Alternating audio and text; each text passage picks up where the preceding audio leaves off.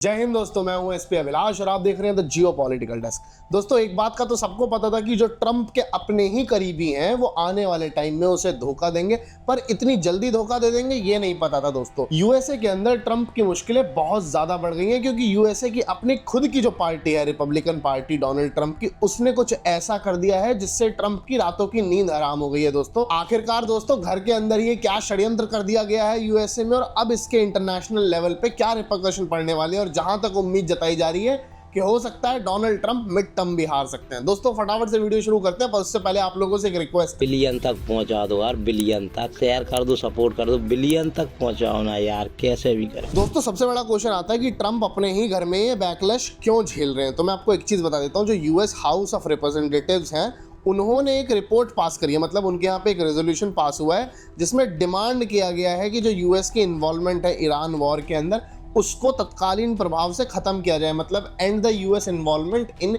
USA and Iran war. Basically ये USA और Iran war कभी होने वाली ही नहीं थी, ये ईरान और इजराइल वॉर होने वाली थी, लेकिन डोनाल्ड ट्रंप ने इसको यूएसए वर्सेस ईरान कर दिया। पर दोस्तों, इससे भी ज्यादा डैमेजिंग ये है कि जो रिपब्लिकन लॉ मेकर्स हैं वो डेमोक्रेट्स को ज्वाइन कर चुके हैं डोनाल्ड ट्रंप के अगेंस्ट। यहाँ पे एक बात समझो, जो ट्रंप है उसकी सिचुएशन ये है कि वो इस टाइम पे ऑपोजिशन केवल अपने राइवल से ही फेस नहीं कर रहे हैं, उनके पॉलिटिकल कैंप के जो खुद के लीडर थे, मतलब जो रिपब्लिकन के खुद के लीडर्स हैं, जो उनकी पार्टी के लोग हैं, वो भी उनके खिलाफ जाके खड़े हो गए हैं। पर दोस्तों, आने वाले टाइम में ना ये ट्रंप के लिए बहुत ज्यादा बड़ी दिक्कत होगी। क्यों होगी मैं आपको बताता हूँ। एक तरफ तो दोस्तों ट्रंप ये बोल रहा है कि भाई हमारी नेगोशिएशन चल रही है इजराइल से और डील कभी भी पहुंच सकती है, भले ही पहुंचे या ना पहुंचे वो तो भगवान कसम वही जाने, पर ट्रंप ये कह रहे हैं। वहीं दूसरी तरफ रियलिटी ये है कि अभी भी ये लोग ग्राउंड पे फाइट कर रहे हैं। कभी कुवैत पे जाके अटैक कर देता है ईरान, कभी यूएसए के जो ट्रूप्स हैं, यूएसए की जो फोर्सेस हैं वो ईरान के ऊपर जाके अटैक कर देते हैं, कभी इजराइल जाके लेबनान के अंदर घुस जाता है, कभी लेबनान कह देता है कि भाई हम तो सीज फायर मानते ही नहीं, पहले इजराइल को बाहर निकालो फिर बात की जाएगी, और फिर दूसरी तरफ से कुवैत और यूएई वगैरह का भी रिटेलिएशन चलता रहता है। मतलब ग्राउंड पे कुछ शांत नहीं है। Strait of Hormuz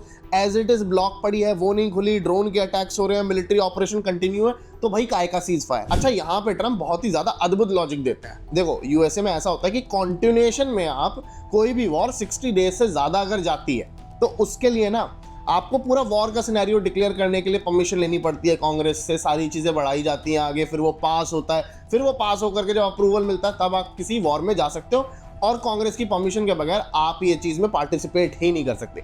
Donald Trump कहते हैं कि भाई ये तो कोई वॉर ही नहीं थी, इसके बीच में तो गैप था, केवल 20 दिन चली, उसके बाद में गैप हो गया। और भाई कहता है कि जब गैप हुआ था तब तो हम बात करने लगे थे, डिप्लोमेटिक चैनल से हमारी बातें चल रही थी, मतलब पीस डील करने की कोशिश कर रहे थे, कुछ भी कर रहे थे। लेकिन रियलिटी दोस्तों ये है कि जिस टाइम पे कह रहे थे कि भाई हम बात कर रहे हैं, वहीं पे धड़ल्ले से खूब गोला बारूद बजाया जा रहा था, खूब भाजा जा रहा था एक दूसरे देशों के अंदर। पर दोस्तों, यहाँ पे इंटरेस्टिंग चीज ये है कि जो डोनाल्ड ट्रंप की पार्टी के लोग हैं, मतलब जो रिपब्लिकन पार्टी के लोग हैं, वो डोनाल्ड ट्रंप के अगेंस्ट क्यों जा रहे हैं। तो यहाँ पे ना मल्टीपल रीजन है। पहली बात तो यार ये कि लेंथ ऑफ कॉन्फ्लिक्ट बहुत ज्यादा बड़ा हो गया। मतलब ईरान वॉर को इन्होंने सोचा था कि कुछ वीक्स की बात होगी या कुछ दिनों की और निपटा करके एक तरफ कर देंगे, लेकिन ऐसा हुआ नहीं। ना इन्हें वहां पे कोई ज्यादा मतलब अच्छी बढ़त मिली है, ना इनके कोई ऑब्जेक्टिव मीट हुए, बस ये खींचे जा रहा है। और आईआरजीसी ने भी बढ़िया तरीके से च्युइंगम की तरह इसको खींचा हुआ है। दूसरी तरफ इनके देश में इकोनॉमिकल अनसर्टेनिटी आ रखी है, प्राइस बढ़े जा रहे हैं और पब्लिक के अंदर ना एक डिससेटिस्फैक्शन आ रहा है। और ये सारी चीज जितने भी रिपब्लिकन के लोग हैं भाई, एट द एंड उनको वोट करने वाला कौन है? वोट करने वाली तो आम पब्लिक है, उनको जाकर के जवाब देना है। वो कल को क्वेश्चन पूछेंगे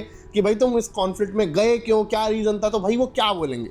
उनके पास कोई सॉलिड चीज तो नहीं है। वो ट्रंप की तरह जाकर के ये तो नहीं बोलेंगे कि तुम अपना मुंह बंद रखो क्योंकि मैं प्रेसिडेंट हूं, मैं जो बोलूंगा वही होगा। मतलब सिंपल सी भाषा में अगर मैं एक बात बोलूं कि जो कॉन्फ्लिक्ट चल रहा है इसको जस्टिफाई करने के लिए ना इनके पास फैक्ट्स नहीं है। ये सारी की सारी चीजें कुछ भी बोल लें, इनके पास प्रॉपर जस्टिफिकेशन नहीं है कि जिस वजह से लोगों को ये प्रूव कर लें कि भाई इस वजह से इस लड़ाई के अंदर गए थे। वेनेजुएला का ये लोगों को समझा देंगे, लेकिन ईरान के बारे में क्या बोलेंगे? भाई ईरान की तो इनकी लड़ाई भी नहीं थी, अमेरिकन क्यों कूदे उसके अंदर? तो एक ये बहुत बड़ा रीजन है। और ग्राउंड रियलिटी ये भी है कि यार अब ना वहां पे जितने भी लोग हैं वो बहुत ज्यादा डिससेटिस्फाई चल रहे हैं। ट्रंप की अप्रूवल रेटिंग दिन पे दिन गिरती जा रही है। अब मैं आपको बताता हूँ ये जो ट्रंप के साथ भसड़ हुई है कि ये क्या हुआ है। देखो, इनके यहाँ पे ऐसा होता है कि 60 डेज तक अगर आपका कोई कॉन्फ्लिक्ट चलता है, मतलब उससे लंबा चलेगा, तो आपको परमिशन लेनी पड़ेगी, फिर वो वॉर डिक्लेयर होगा और उसके बाद अप्रूवल के बाद आप उस वॉर में जा सकते हो। पर उससे पहले आपके कॉन्फ्लिक्ट चलते हैं, और कॉन्फ्लिक्ट अगर छोटा हो तो ठीक है, लेकिन अगर वो भी लंबा खिंच जाता है तो भाई उसके लिए भी आपको परमिशन लेनी पड़ेगी, नहीं तो वो ऑपरेशन आपको बंद करना पड़ेगा। तो एग्जैक्टली यही हो रहा है कि ट्रंप ये कह रहा है कि भाई अभी जितनी भी एग्जीक्यूटिव पावर्स मिली हुई हैं उनके दायरे में है ये कॉन्फ्लिक्ट। लेकिन वहीं दूसरी तरफ जो इनके क्रिटिक्स हैं, जो इनके ऑपोजिशन वाले हैं, वो कह रहे हैं कि भाई लॉन्ग टर्म मिलिट्री ऑपरेशंस के लिए आपको कांग्रेस का अप्रूवल चाहिए, बिना अप्रूवल के आप लड़ाई में घुस गए हो। और केवल यही नहीं, 2 महीने से ऊपर हो गए, आपने अभी तक कोई अप्रूवल नहीं लिया, मतलब पर्ची भी नहीं डाली अप्रूवल लेने के लिए। और उसके बाद जो सबसे इंपॉर्टेंट ये है कि violets the US power act and constitutional balance, ये सारी चीजें सामने रखी गई थी। और अब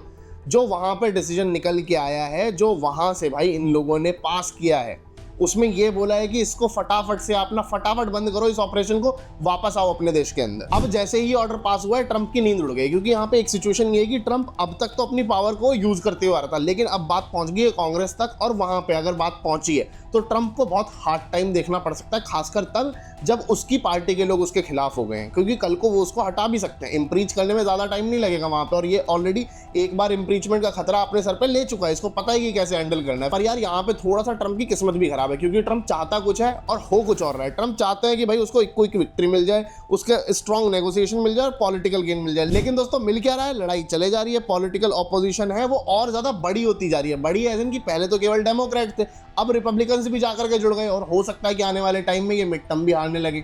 ये सिचुएशन है यूएस के अंदर ऑन ग्राउंड। अभी सिचुएशन ये है कि ट्रंप की अप्रूवल रेटिंग्स बहुत कम है और लोगों को ये डर लग रहा है कि ट्रंप आने वाले टाइम में हार सकता है, और कहीं ना कहीं ये डर ट्रंप को भी है। उसके अलावा दोस्तों अब कांग्रेस का जो रेजिस्टेंस इंक्रीज हुआ है वो ट्रंप के लिए सबसे बड़ा सरदर्द है, क्योंकि अब तक पहले कांग्रेस से कोई ऑर्डर पास नहीं होता, अब कांग्रेस ने पास कर दिया तो टेक्निकली प्रेसिडेंट को हद में रह के काम करना पड़ेगा। और अब ये जो वार्निंग मिल गई है ना, उसमें और ज्यादा खतरा पड़ गया है मिड टर्म इलेक्शन का, क्योंकि भाई ये सारी चीज बहुत ज्यादा करीब पहुंच रही है मिड टर्म इलेक्शन के। मिड टर्म इलेक्शन नवंबर में है और अभी इतना बवाल मचा हुआ है, अभी इतना रायता फैला हुआ है, तो ट्रंप इसको कैसे संभालेंगे यहाँ पे। और अगर बात करूं मैं ईरान की, तो ईरान का जो मुद्दा है वो अब ना केवल वॉर से नहीं जुड़ा हुआ, अब ये यूएस के अंदर एक पॉलिटिकल शक्ल ले रहा है, और ट्रंप के पीछे हाथ धो के पड़ गए हैं बहुत सारे लोग। और इसमें कौन कौन लोग शामिल हैं मुझे बताने की बिल्कुल रिक्वायरमेंट नहीं है, यहाँ पे ट्रंप को आने वाले टाइम में बहुत ही ज्यादा हार्ड टाइम देखना पड़ सकता है। लेकिन दोस्तों मैं आप लोगों से पूछना चाहता हूँ, आप लोगों को क्या लगता है, क्या ट्रंप अपनी आदत से बाज आएंगे और इस युद्ध पे कोई विराम लगाएंगे, या फिर ये ऐसे ही चलता रहेगा? मुझे कमेंट्स में अपना जवाब देना बिल्कुल मत भूलिएगा। मैं मिलता हूँ आप लोगों से अगली वीडियो में, तब तक के लिए जय हिंद, वंदे मातरम, भारत माता की जय।